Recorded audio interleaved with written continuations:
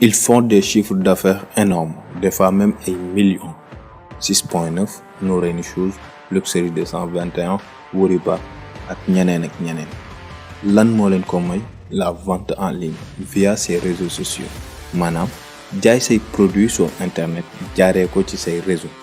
Pourtant ñu bari ci ñoom am nañ seeni site internet, ñenn ñi même am nañ seeni application, mais li gën a booster seeni vente, li gën a booster seen business mooy seeni réseaux sociaux et en particulier seen compte Instagram. Tey dañuy analyser cette stratégie de vente en ligne jaaree ko ci say réseaux sociaux. Pourquoi ñenn ñi di ci génn alors que d'autres non, et ndax am na potentiel pour les futurs millionnaires du web.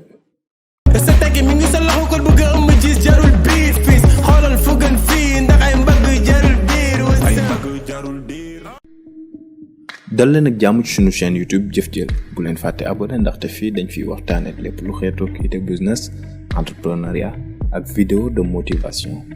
képp koo xam ne bëgg na xam ne àdduna bi doxee ci wàllum koom-koom wala idée business yi gën a rentable yi gën a xew jamono ci, abonne-toi, dañ ko fiy waxtaane.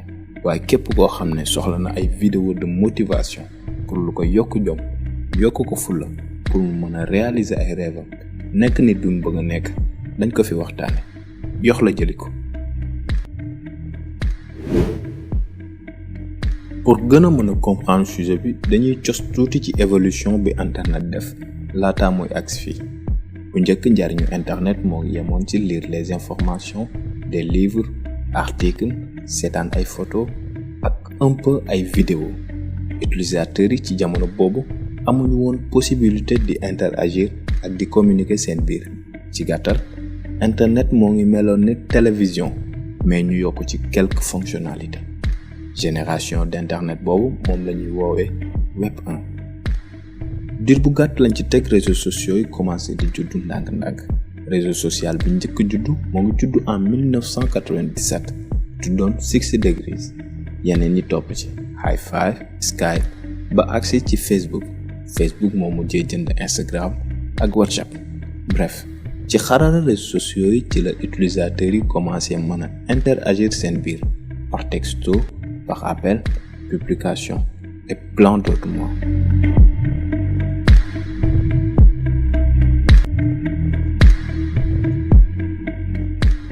À la base des réseaux sociaux yi seen vocation première moo nekkoon fexe ba utilisateurs yi di mën di jokkoo, di partager seeni données, seeni contenu pour mën a communiquer seen biir. mais comme nit mooy l'animal le plus intelligent, ci la fexe ba koy utiliser ci fànn yépp. les réseaux sociaux ci lañ commencé jël beneen tournure bu am importance. smartphone yi ñëw remplacer téléphone portable yi, messagerie en ligne yi commencé remplacer appel et message classique, plateforme de vidéo yi comme YouTube et Dailymotion jël place su télévision yi. mais comme ni ma leen ko waxee, nit mooy l'animal le plus intelligent au monde, fexe moom tamit ba yaatal ay activités économiques am ci bépp support. ci la xalaatee ni au lieu ngay créer ce site de vente ak li mu laaj yépp ci wàllum technique ak yeneen mbir yu xaw a compliqué, ba noppi dem wuti ji ay clients pour ñu ñëw jënd, mën nga jaay directement say produits depuis des réseaux sociaux. c'est-à-dire ci même plateforme yi nit ñi di partager seeni contenu, mën nga fa amee lépp loo soxla ci ay jumtukaay. ci moment boobu ci la jaaykat yu bari commencé dëgëral seen taxawaay ci réseaux sociaux yi. duñu jàll ci web 3, mais forcément dinañ ci waxtaan ci yeneen vidéo yi di ñëw, mais dañuy taxaw ci jaay say produits sur internet, jëfandikoo say réseaux sociaux. comme ni ma leen ko waxee, réseaux sociaux yi nekkul bërëb bu jënd ak jaay, mais lan moo dàq ci même xarala yu yees yi ngay jëfandikoo pour waxtaan ak say xarit, nga mën ci am ay marché, ay boutique comme dans la vraie vie, yooyu mën a jëndee lépp loo soxla te doo jóge fi nga toog, doo génn sax site bi nga nekk. conséquence bi mu jur mooy vendeur en ligne yi ci lañ gën a jege seeni client, seeni boutique ci lañ koy gën a neex a gisee, te jokkoo bi entre jaaykat bi ak jëndkat bi ci lay gën a yombee. mi ngi mel na ki toog këram mën a waxtaan ak ay am di jàmm, mën a ndugg li muy togg, mën a jënd li muy sol, mën a yónnee ay service am te génnul benn yoon këram. À la limite jugul sax lal bi mu tëdd.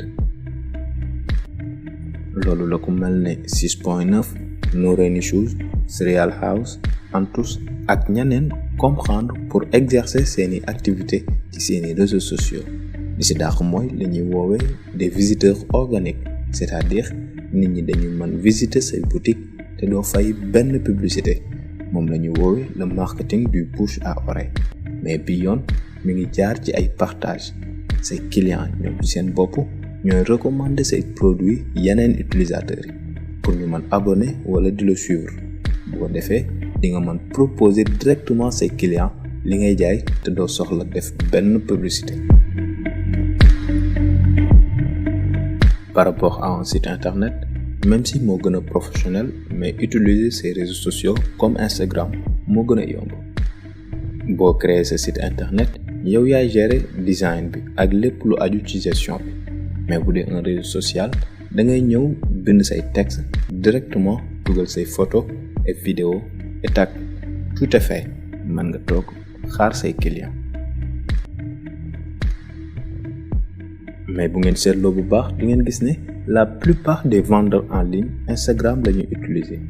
duma leen ko nëbbu parce que Instagram mooy le meilleur réseau social pour vendre en ligne.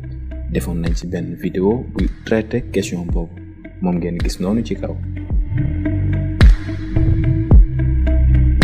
mais d'après tout, est-ce que dañoo war a arrêter la vente en ligne en utilisant des sites internet? Non.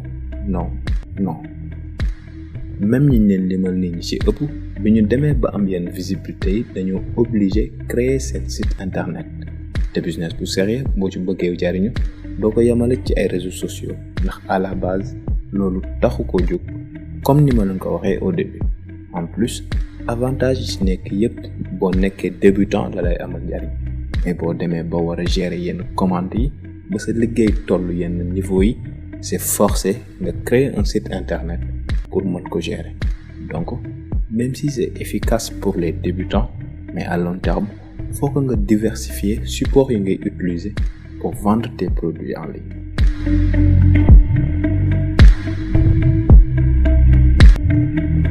leneen li mooy malgré tout bari na ay inconvénients yu nekk lu ci mel ne concurrence bi, ndax képp ku jug ci ngay tàmbalee. manque de professionnalisme gi ak ñàkk dëppoo bërëbu jënd ak jaay, ndax la plupart des jeunes c'est pour partager seeni contenu moo tax ñu ubbi seeni réseaux sociaux, mais pas seulement pour def shopping. des fois même da leen di déranger.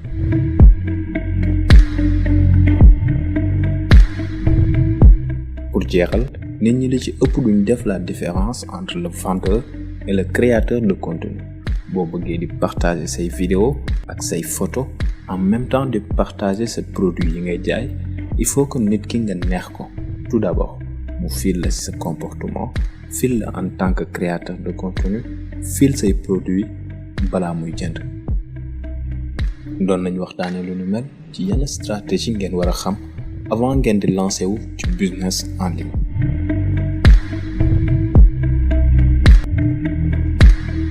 lii moo nekkoon vidéo bi sama gaay, bu leen fàtte abonné te ngeen wax ñu ci commentaire yi seen expérience ak nan ngeen xalaatee le business de vente en ligne au Sénégal.